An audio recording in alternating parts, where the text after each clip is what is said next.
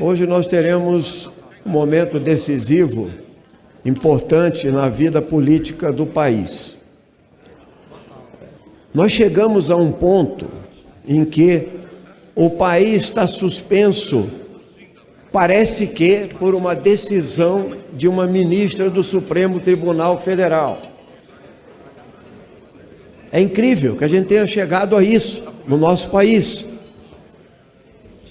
E é incrível como uma decisão judicial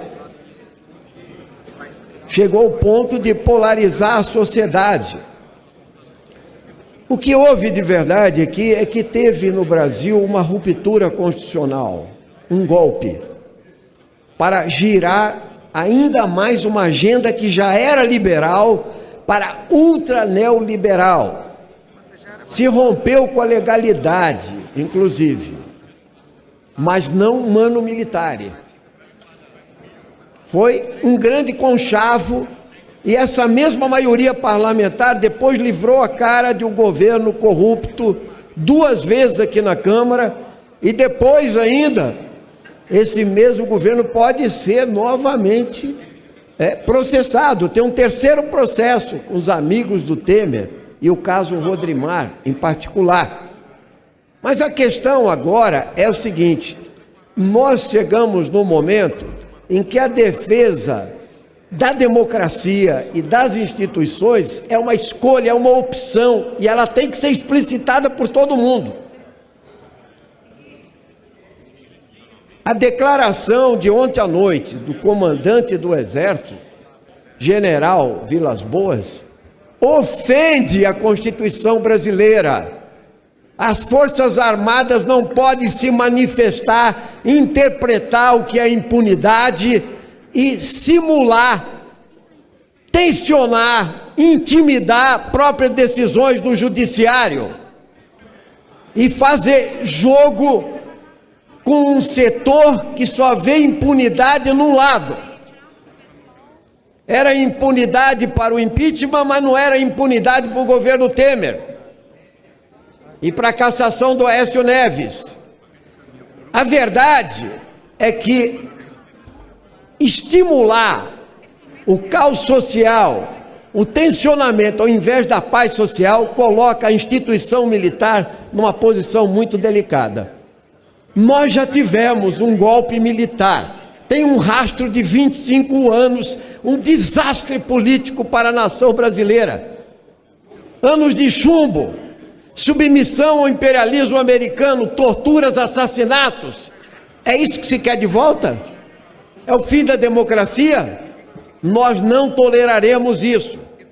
Segundo lugar, a politização do judiciário. Que eu saiba, e todos dizem a mesma coisa, juízes deveriam falar só nos autos. Eles não falam mais nos autos, eles falam todo dia nas redes sociais, nas entrevistas coletivas, eles fazem política. A politização do sistema judiciário levou também a uma mega polarização política. Enquanto isso, se aplica uma agenda contra o interesse dos trabalhadores que passa nessa casa, como a reforma trabalhista, como a PEC dos tetos de gastos, que aniquila o gasto público que interessa a grande maioria dos trabalhadores brasileiros.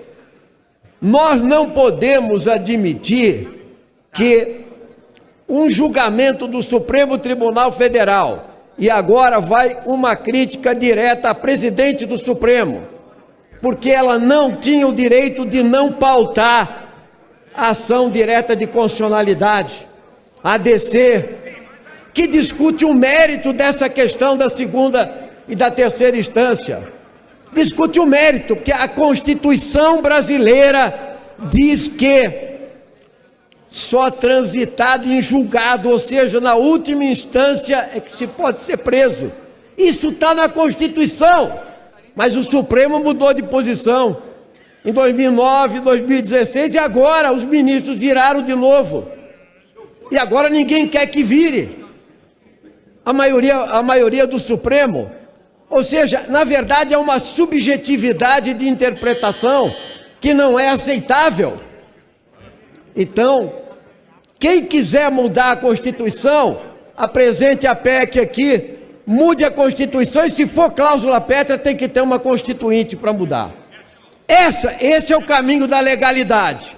Não vai ser na marra, não vai ser na força, é preciso que haja, nesse momento, a tranquilidade para dizer o seguinte: o resultado da discussão de hoje é o resultado que o Supremo colocar, a maioria, mas certamente ele deve levar em consideração que esse ente judiciário tem a sua responsabilidade, eles que assumam a sua responsabilidade. Da nossa parte, insinuações de golpe militar e reação de força não nos intimidam. Viva a democracia brasileira!